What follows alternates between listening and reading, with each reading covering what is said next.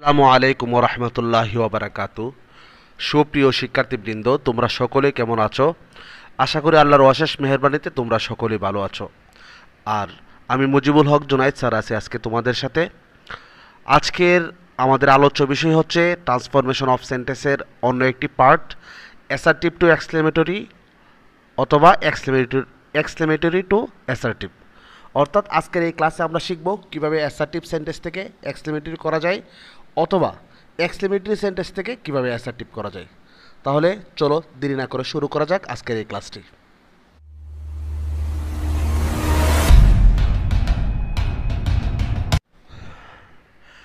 প্রিয় শিক্ষার্থীবৃন্দ,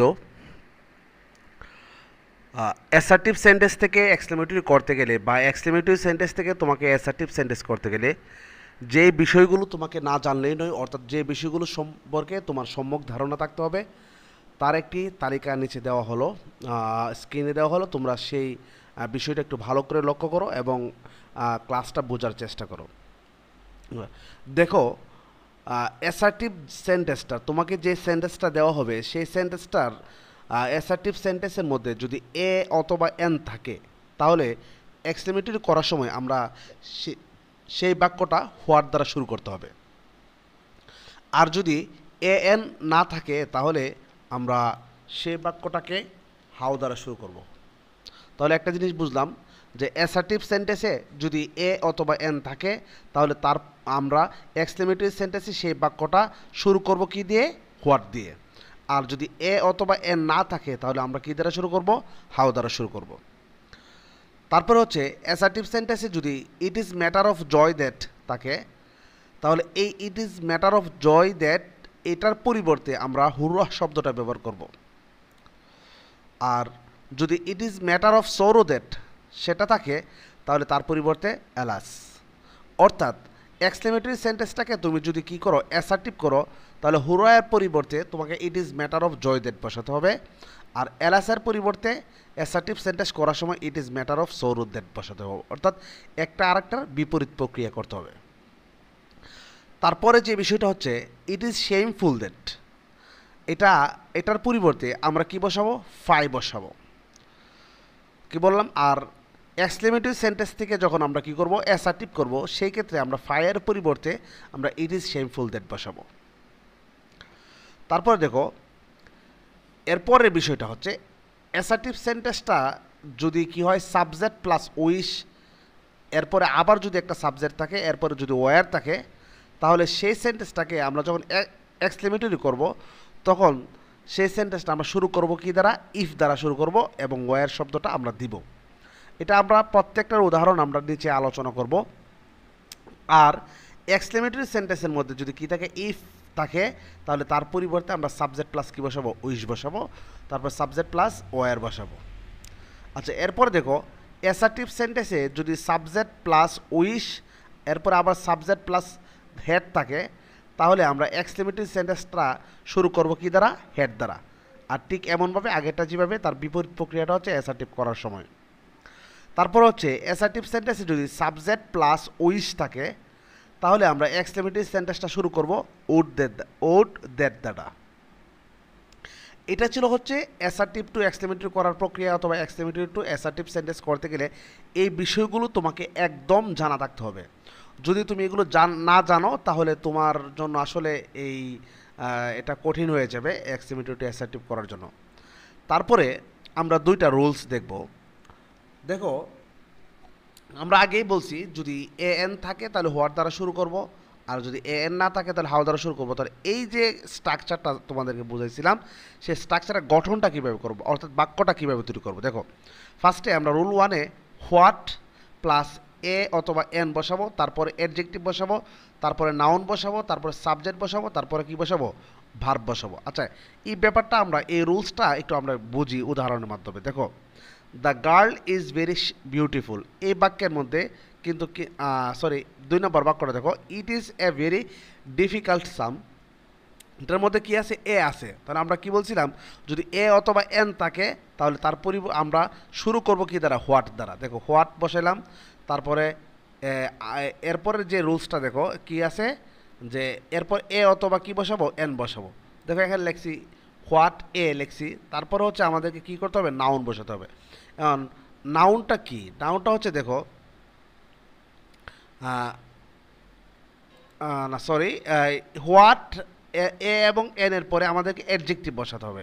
তো আমরা এখানে কি বসাইছি, এই বাক্যের মধ্যে ডিফিকাল্ট শব্দটা বসাইছি। ডিফিকাল্ট হচ্ছে অ্যাডজেক্টিভ, আমরা ডিফিকাল্ট শব্দ বসালাম। তারপরে নাউন হচ্ছে কি সাম, এটা। তারপর হচ্ছে আমাদের সাবজেক্ট বসালাম, সাবজেক্ট কে ছিল ইট, এরপরে ভার্ব ছিল ইজ, এর শেষে এক্সক্লেমেটরি সেন্টেন্স দিতে হবে। এইভাবে আমরা প্রত্যেকটা সেন্টেন্সের উদাহরণ আমরা জানবো। দেখি এরপরেরটা দেখো, রুল 2, অর্থাৎ how plus adjective plus subject plus verb, অর্থাৎ যদি এ এন না থাকে তাহলে দ্বিতীয় রুলে করব, আর যদি এ এন থাকে তাহলে প্রথম রুলে করব। আরেকটা বিষয় হচ্ছে, তোমাকে খুব গুরুত্বপূর্ণ একটা বিষয়, তুমি যখন অ্যাসার্টিভ সেন্টেন্সটাকে এক্সক্লেমেটরি করবা তাহলে অবশ্যই তোমাকে কি করতে হবে, বাক্যের শেষে এক্সক্লেমেটরি মার্ক দিতে হবে। আচ্ছা, এক্সক্লেমেটরি মার্কটা যদি তুমি না দাও তাহলে আসলে সেটা কি এক্সক্লেমেটরি সেন্টেন্স হবে? কখনোই না। তাহলে অবশ্যই আমাদের পাংচুয়েশন মার্ক, অর্থাৎ এক্সক্লেমেটরি সেন্টেন্সের ক্ষেত্রে আমরা এক্সক্লেমেশন মার্কটা আমরা দিছি কিনা সেই বিষয়টা আমাদেরকে খেয়াল রাখতে হবে। তাহলে চলো আমরা এই বিষয়টা আমরা একটু উদাহরণের মাধ্যমে বুঝি। দেখো, লেটস ট্রাই টু প্র্যাকটিস।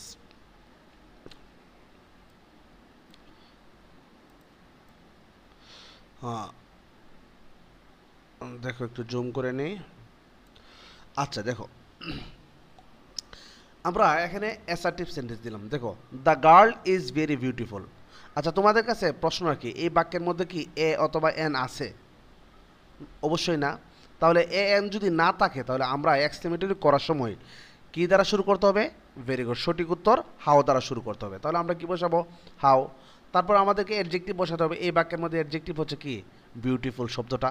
তাহলে বিউটিফুল বসাইলাম। তারপর আমাদেরকে কি করতে হবে? সাবজেক্ট বসাতে হবে। যদি এরপরে অবজেক্ট থাকে অথবা নাউন থাকে তাহলে আমরা এটা দরকার নাই, আমরা সাবজেক্ট বসালাম। Subject K?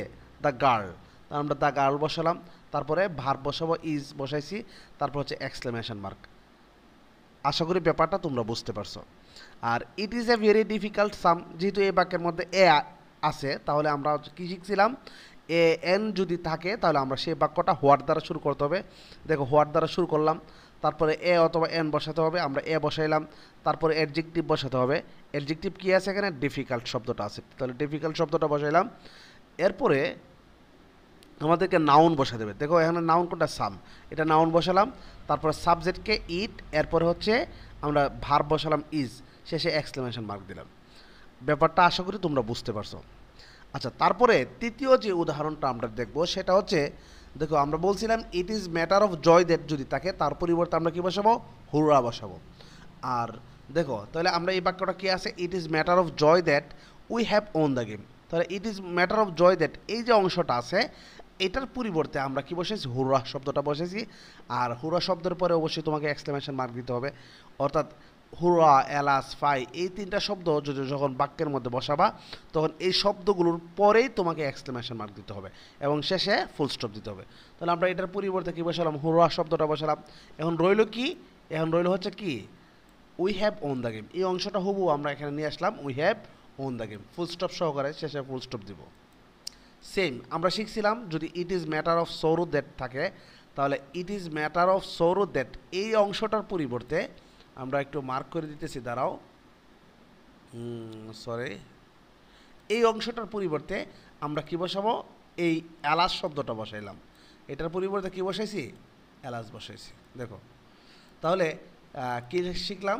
It is matter of sorrow that তার পরিবর্তে কী বসাতে হয়? এলাস শব্দটা বসাতে হয়।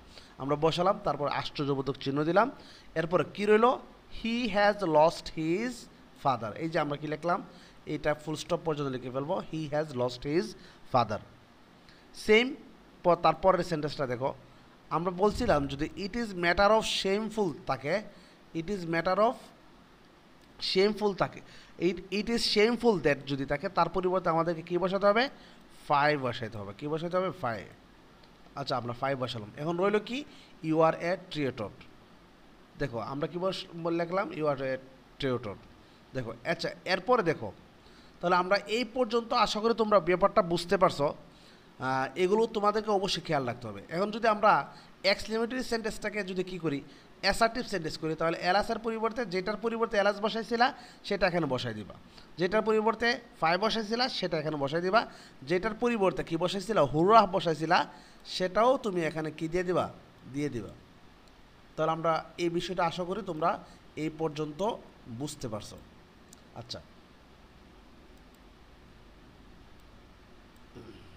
আচ্ছা দেখো এরপরের উদাহরণে যাব। আমরা বলছিলাম সাবজেক্ট প্লাস উইশ, তারপর হচ্ছে আবার সাবজেক্ট প্লাস ওয়ার যদি থাকে তাহলে আই উইশ এর পরিবর্তে আমরা এই আই উইশের পরিবর্তে কী বসাবো, আই উইশের পরিবর্তে ইফ বসাবো। কি বসাবো, ইফ। তাহলে আই উইশের পরিবর্তে ইফ বসাইছি। এরপরে এরপরে যে বাকি অংশটা আছে, বাকি অংশটা কি আছে, আই ওয়ারে চাইল্ড এগেন। ইফ বসানোর পর আমরা লিখলাম আই ওয়ারে চাইল্ড এগেন, শেষে আশ্চর্যবোধক চিহ্ন দিয়ে দিব। সেম এইভাবে দেখো আই উইশ যদি থাকে, আচ্ছা আই উইশ, এখন আই উইশ যদি থাকে আর এই বাক্যের মধ্যে যদি হেড থাকে তাহলে আমরা তার পরিবর্তে কী দেবো, হেড দিব। কি দিব, হেড দ্বারা শুরু করতে হবে। আমরা হেড দিলাম, হেড দেওয়ার পরে আমাদেরকে সাবজেক্ট বসাতে হবে, সাবজেক্টকে আই, তারপরে হচ্ছে the wings of a bird, বাকি অংশটা বসাই দিব। এরপর দেখো এরপরের অংশটা দেখো I wish I could B a child again. আচ্ছা যদি কোড থাকে, আমরা এখানে বিষয়টা ব্যাপারটা বুঝতে হবে, যদি ওয়ার থাকে তাহলে ইফ বসাবো, যদি আই উইশের পরে আবার যদি কি থাকে, হেড থাকে, তাহলে আমরা বাক্যটা এক্সক্লেমেটরি সেন্টেন্সটা শুরু করব হেড দ্বারা। সেম এইভাবে আই উইশ যুক্ত যে বাক্যটা আছে সেই বাক্যটার মধ্যে যদি কোড থাকে তাহলে আমরা তার পরিবর্তে এক্সক্লেমেশন করার সময় আমরা কি বসাবো, উড বসাবো, উড দ্যাট বসাবো। কি বসাবো, উড দ্যাট।